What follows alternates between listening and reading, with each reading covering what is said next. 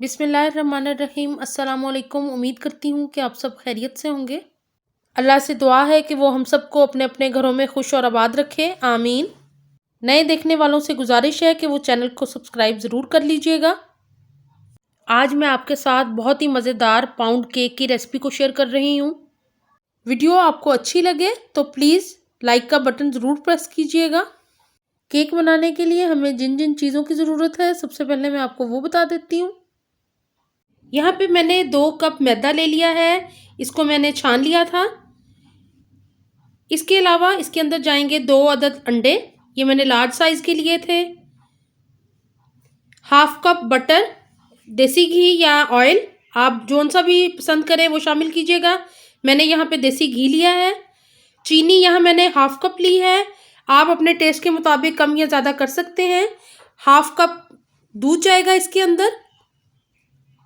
इसके अलावा baking powder जाएगा 2 टीस्पून, 2 टेबलस्पून वनीला एसेंस शामिल करूंगी मैं इसके अंदर, और 2 चुटकी नमक। यहाँ पे बाउल के अंदर मैंने घी को शामिल कर दिया है, साथ ही मैं चीनी को शामिल कर दूंगी। घी के अंदर मैंने चीनी को भी शामिल कर दिया है और अब मैं इलेक्ट्रिक बीटर की मदद से इसको बहुत अच्छे से मिक्स कर लूँगी ताकि ये क्रीम की शक्ल में आ जाए, अच्छी तरह कंबाइन हो जाए। तो इसको 2 से 3 मिनट लगेंगे। यहाँ पे मैंने 2 अंडे शामिल कर दिए हैं। अब मैं अंडों को भी अच्छे से मिक्स कर दूंगी इसके अंदर। अंडे आपने रूम टेम्परेचर पे ही लेने हैं, ठंडे अंडे इस्तेमाल नहीं करने। और अब आप देखेंगे कि थोड़ी देर में ये बिल्कुल क्रीम की तरह हो जाएगी। यहाँ पे घी, चीनी और अंडे बहुत अच्छे से क्रीम हो गए हैं।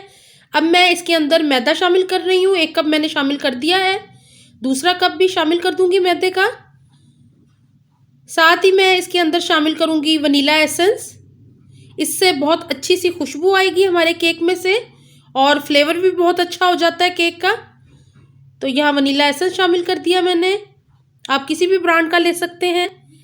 अब मैं इसके अंदर शामिल कर रही हूँ चुटकी भर नमक, इससे बहुत अच्छा फ्लेवर होगा केक का। साथ ही मैं बेकिंग पाउडर शामिल कर दिया है और अब इसके अंदर मैं शामिल करूंगी हाफ कप दूध का, जिससे बहुत ही सॉफ्ट होगा केक हमारा।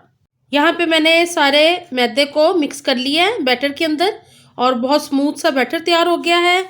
अभी 1 से 2 मिनट तक मैं इसको चलाऊंगी, फिर मैं आपको दिखाती हूँ कि किस तरह का टेक्सचर हो गया हमारे बैटर का।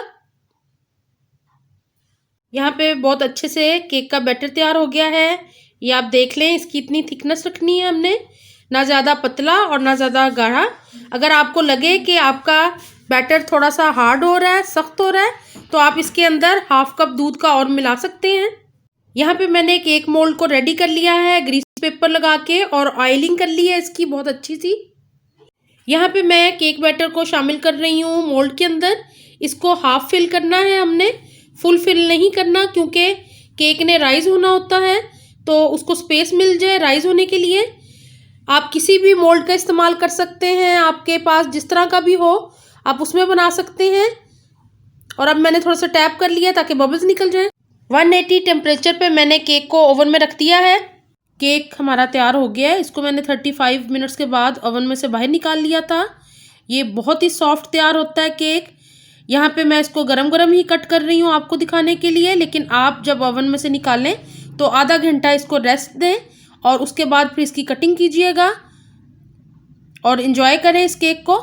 अब मैं आपको एक स्लाइस भी दिखा देती हूँ कि कितना सॉफ्ट और स्पंजी तैयार हुआ है हमारा केक।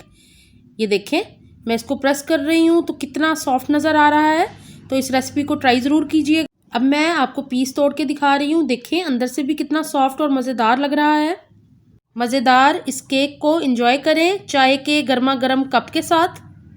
इस रेसिपी को ट्राई कीजिएगा। अपना बहुत ख्याल रखें, दुआ में याद रखें। अल्लाह हाफिज़।